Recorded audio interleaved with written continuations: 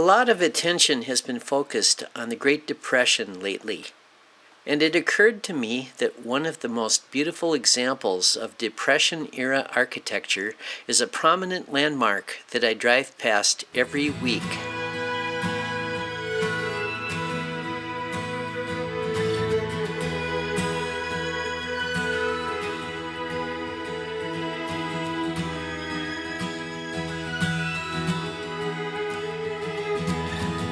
The Brandon Auditorium was built with funding from the Federal Emergency Relief Administration and the Works Progress Administration. Two social welfare programs developed to give work to needy persons during the economic depression of the 1930s. The Brandon Village Council provided the site, and the Civil Works Administration oversaw hiring of local unemployed workers. Construction began in 1934. The building features a stone foundation with concrete and stone walls, measuring 46.5 by 143 feet, with a 20-foot-high ceiling and a partial basement. Total construction cost, just under $38,000. The auditorium has a 24-foot stage, a balcony with a movie projection booth, a ticket booth, dressing rooms, and a cloakroom. In addition to the auditorium gymnasium, the new building housed a village council meeting room, the clerk's office, and a fire hall. What once housed the fire department today is home to the Brandon History Center. There aren't many pictures of the building's actual construction, but local historian Chris Korkowski describes one photograph taken of the local sidewalk superintendents. The first one is Betty, she was Betty Boleen. She's Betty Angen now, and she lives in Garfield. And her folks had a little house right across the street from here. And the next one was an Ugdahl, and he lived in the little house right on the corner here. And Artis Anderson, her dad, was the foreman, and they had a house right next door. And then the last one was Eugene Steeney, and he lived 2 blocks down the alley. And so they came to play in the sand pile every day.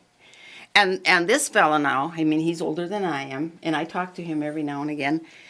He said that they had a ramp, well, like a handicap ramp up where they had the wheelbarrows full of cement and ran up the ramp with it. Wow. Yeah.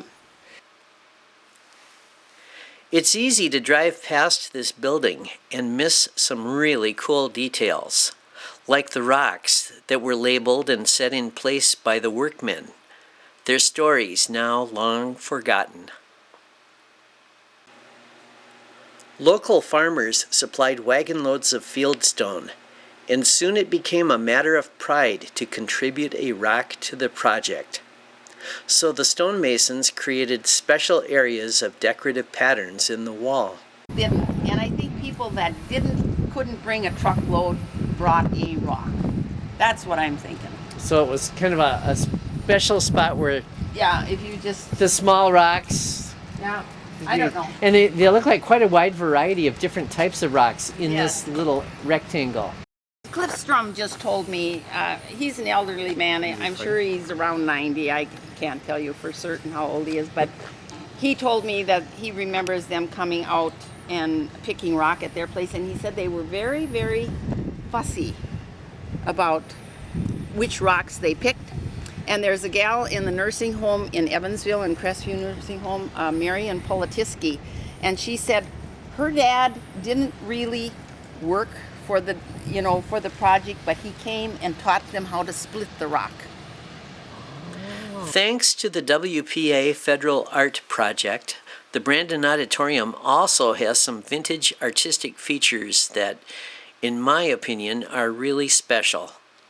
Like the cast concrete relief sculpture of a male athlete and a musician, flanking a stylized tree, watching guard over the main entrance to the building.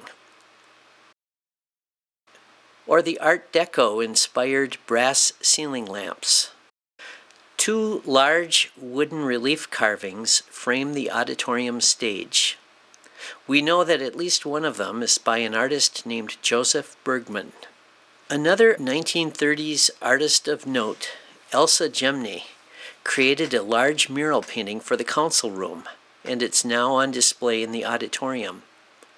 Elsa was commissioned to do several New Deal mural projects around Minnesota, such as the Hutchinson Post Office, Stearns County Courthouse, and the Minneapolis Armory.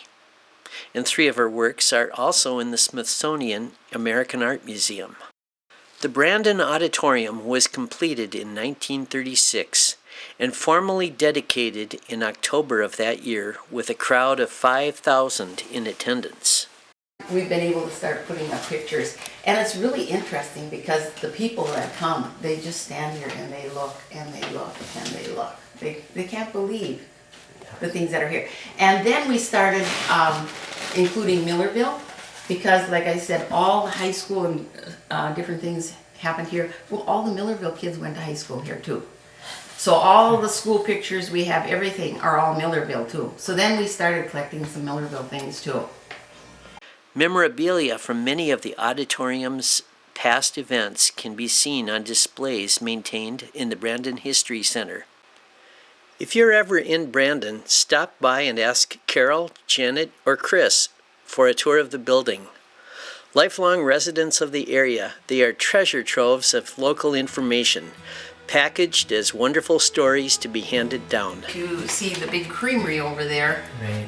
Then, well, all the cream can conveyors and stuff are gone now, but I remember going in there as a child and watching these big machines go. And the community still holds events in the auditorium, such as this chili feed, to raise funds for continued restoration.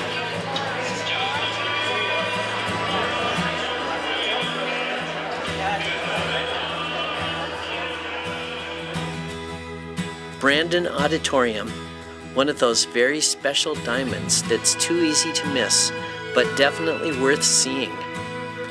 A place to hold special events and a place to be celebrated.